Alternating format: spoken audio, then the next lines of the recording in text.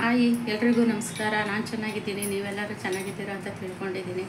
ಯಾರೆಲ್ಲ ನನ್ನ ಚಾನಲ್ ನೋಡ್ತಿದ್ದೀರಾ ದಯವಿಟ್ಟು ಸಬ್ಸ್ಕ್ರೈಬ್ ಮಾಡಿ, ಒಂದು ಲೈಕ್ ಕೊಡಿ. ಬನ್ನಿ ಇವತ್ತಿನ ವ್ಲಾಗ್ ಸ್ಟಾರ್ಟ್ ಮಾಡೋಣ.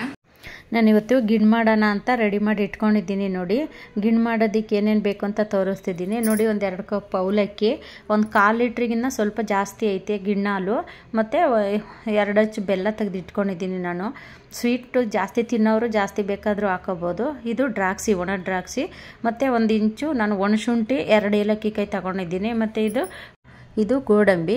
ನೋಡಿ, ಇಷ್ಟೇ ಬೇಕಾಗಿರೋಂಥ ಇಂಗ್ರೀಡಿಯೆಂಟ್ಸು ಗಿಣ್ ಮಾಡೋದಕ್ಕೆ.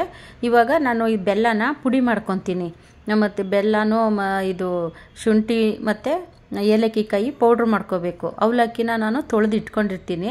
ನೋಡಿ, ಶುಂಠಿನೂ ಒಣಶುಂಠಿ ತಗೋಬೇಕು, ಹಸಿ ಶುಂಠಿ ತಗೋಬೇಡಿ, ಮತ್ತು ಒಣಶುಂಠಿ ಮತ್ತು ಏಲಕ್ಕಿ ಕಾಯಿ ಪೌಡ್ರ್ ಮಾಡಿ ಇಟ್ಕೊಂಡಿದ್ದೀನಿ.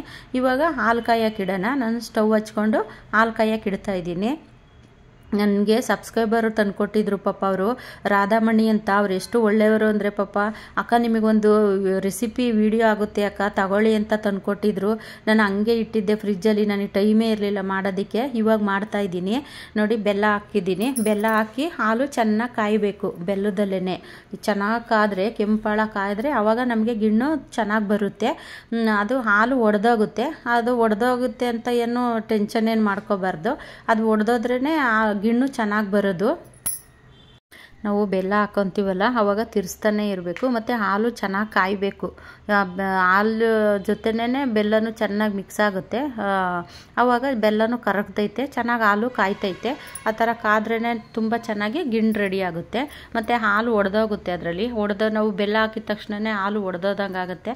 ಅದು ಒಡೆದೋಯ್ತಲ್ಲ ಅಂತ ಏನು ಟೆನ್ಷನ್ ಏನು ಬೇಡ, ಅದು ಒಡೆದೋದ್ರೇ ಗಿಣ್ಣು ಚೆನ್ನಾಗಿ ಬರೋದು. ನೋಡಿ, ನಾನು ತೋರಿಸ್ತಿದ್ದೀನಿ, ಅದು ಹಾಲು ಒಡೆದೋಗುತ್ತೆ. ಅದು ನಾವು ಬೆಲ್ಲ ಹಾಕಿದ ತಕ್ಷಣವೇ ಅದು ಹಾಲು ಒಡೆದೋದಂಗೆ ಆಗುತ್ತೆ. ಹಾಗಾಗಿ ಏನು ಟೆನ್ಷನ್ ಏನು ಬೇಡ. ನೋಡಿ, ನಾನು ಏಲಕ್ಕಿ ಕಾಯಿ ಮತ್ತು ಶುಂಠಿನ ಪೌಡ್ರ್ ಮಾಡಿ ಇಟ್ಕೊಂಡಿದ್ದೆ, ಅದನ್ನು ನಾವು ಇವಾಗಲೇ ಹಾಕೋಬೇಕು. ಇವಾಗಲೇ ಹಾಕ್ಕೊಂಡು ತಿರ್ಸ್ಕೋಬೇಕು ಅದನ್ನು.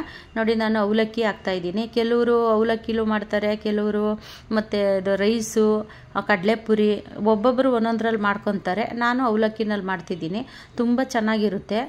ನನಗೆ ಇದು ಗಿಣ್ಣಾಲು ಸಬ್ಸ್ಕ್ರೈಬರ್ ಒಬ್ಬರು ತಂದುಕೊಟ್ಟಿದ್ರು, ರಾಧಾಮಣಿ ಅಂತ. ಅವರಿಗೆ ಎಷ್ಟು ಥ್ಯಾಂಕ್ಸ್ ಹೇಳಿದ್ರು ಸಾಲದು ಪಾಪ. ಅವರು ಫಸ್ಟಿಗೆ ನಮ್ಮ ಮನೆ ಹುಡುಕೋ ಬಂದಿದ್ದರು, ಅಡ್ರೆಸ್ಸು ಮನೆ ಗೊತ್ತಾಗಿಲ್ಲ ಅಂದ್ಬಿಟ್ಟು ಹೆಂಗೆಂಗೋ ಅಡ್ರೆಸ್ ಇದು ಮಾಡಿ ಬಂದಿದ್ದರು ಪಾಪ. ಆಮೇಲೆ ಗಿಣ್ಣಾಲು ತಂದುಕೊಟ್ರು. ನೋಡಿ, ಒಂದು ಕಡೆ ಗಿಣ್ಣು ರೆಡಿ ಆಗ್ತಾ ಇದೆ, ಇನ್ನೊಂದು ಕಡೆ ಸ್ಟವ್ ಹಚ್ಕೊಂಡು ನಾನು ಒಂದು ಬಾಣಲಿ ಇಟ್ಕೊಂಡು ಅದರೊಳಗೆ ಸ್ವಲ್ಪ ತುಪ್ಪ ಹಾಕಿದ್ದೀನಿ. ತುಪ್ಪ ಮತ್ತು ಗೋಡಂಬಿ, ದ್ರಾಕ್ಷಿ ಇದನ್ನೆಲ್ಲ ಹುರ್ಕೊತಾ ಇದ್ದೀನಿ ನಾನು. ಇದು ನಿಮಗೆ ಆಪ್ಷನ್ನು, ಬೇಕಿದ್ದರೆ ಹಾಕೋಬೋದು, ಇಲ್ಲಾಂದರೆ ಸ್ಕಿಪ್ ಮಾಡ್ಬೋದು. ನಾನು ಇರಲಿ ಚೆನ್ನಾಗಿರುತ್ತಲ್ಲ ಅಂತ ಅಂದ್ಬಿಟ್ಟು, ಕಾವ್ಯಂಗೆಲ್ಲ ಇಷ್ಟ ಅಲ್ಲ ಗೋಡಂಬಿ ಅಂದ್ಬಿಟ್ಟು ಹಾಕ್ತಿದ್ದೀನಿ. ನೋಡಿ, ಇವಾಗ ಮುಚ್ಚಿಟ್ಟಿದ್ದೀನಿ. ನೋಡಿ, ಇವಾಗ ಸಣ್ಣ ಉರಿ ಮಾಡಿ ಇಟ್ಕೊಂಡು ಪ್ಲೇಟ್ ಮುಚ್ಚಿಟ್ಟಿದೆ. ನೋಡಿ, ಇವಾಗ ಚೆನ್ನಾಗಿ ರೆಡಿ ಆಗ್ತಾಯಿದೆ ಗಿಣ್ಣು. ಎಷ್ಟು ಅದು ತಿರ್ಸ್ತಾ ಇದ್ರೇ ಒಳ್ಳೆ ಪರಿಮಳ ಘಮ ಅಂತ ಅನ್ನುತ್ತೆ. ತುಂಬ ಚೆನ್ನಾಗಿ ರೆಡಿಯಾಗುತ್ತೆ ಗಿಣ್ಣಂತೂ, ಸೂಪರು.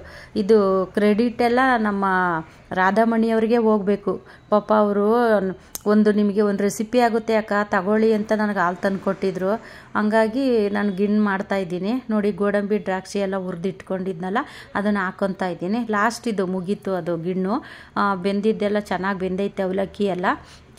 ಲಾಸ್ಟಲ್ಲಿ ನಾವು ಈ ಥರ ಗೋಡಂಬಿ, ದ್ರಾಕ್ಷಿ ಎಲ್ಲನೂ ಹಾಕ್ಬಿಟ್ಟು ಸ್ಟವ್ ಆಫ್ ಮಾಡಿಕೊಂಡು ಅದು ಪ್ಲೇಟ್ ಮುಚ್ಚಿದ್ರೆ ಆ ಹಬೆನಲ್ಲೇ ಬೆಂದು ಅದು ಸ್ವಲ್ಪ ಗಟ್ಟಿ ಆಗುತ್ತೆ. ಅದು ಗಿಣ್ಣು ನಾವು ಮಾಡಿದ ದಿವಸ ತಿನ್ನೋದಕ್ಕಿನ್ನ ಇನ್ನು ಮಾರನೇ ಬೆಳಗ್ಗೆ ತಿಂತೀವಿ ನೋಡಿ, ಆವಾಗಂತೂ ಸೂಪರ್ ಅಂದರೆ ಸೂಪರಾಗಿರುತ್ತೆ. ನೋಡಿ, ಗಿಣ್ಣೆಲ್ಲ ರೆಡಿ ಆಯ್ತು. ಇವಾಗ ಗಿಣ್ಣಂತೂ ರೆಡಿಯಾಗಿದೆ. ಇವಾಗ ಒಂದು ಬೌಲಲ್ಲಿ ಹಾಕ್ಕೊಂಡು ಟೇಸ್ಟ್ ಮಾಡೋಣ, ಹೆಂಗಿರುತ್ತೆ ಅಂತ ನೋಡೋಣ ಬನ್ನಿ. ನೋಡಿ, ರೆಡಿ ಮಾಡಿ ಇಟ್ಟಿದ್ದೀನಿ. ಟೇಸ್ಟ್ ಅಂತೂ ತುಂಬ ಚೆನ್ನಾಗಿದೆ. ನೀವು ಈ ಥರ ಒಂದು ಸರಿ ಟ್ರೈ ಮಾಡಿ ಹೆಂಗೆ ಬಂತು ಅಂತ ನನಗೆ ಕಮೆಂಟ್ ಮಾಡಿ. ನೋಡಿ, ಎಷ್ಟು ಚೆನ್ನಾಗಿದೆ ಅಂದರೆ ತುಂಬ ಚೆನ್ನಾಗಿದೆ. ಇಲ್ಲಿಗೆ ವ್ಲಾಗ್ ಎಂಡ್ ಮಾಡ್ತಾಯಿದ್ದೀನಿ. ಮುಂದಿನ ವ್ಲಾಗಲ್ಲಿ ಸಿಗ್ತೀನಿ. ಅಲ್ಲಿವರೆಗೂ ಎಲ್ರಿಗೂ ಟೇಕ್ ಕೇರ್, ಬಾಯ್.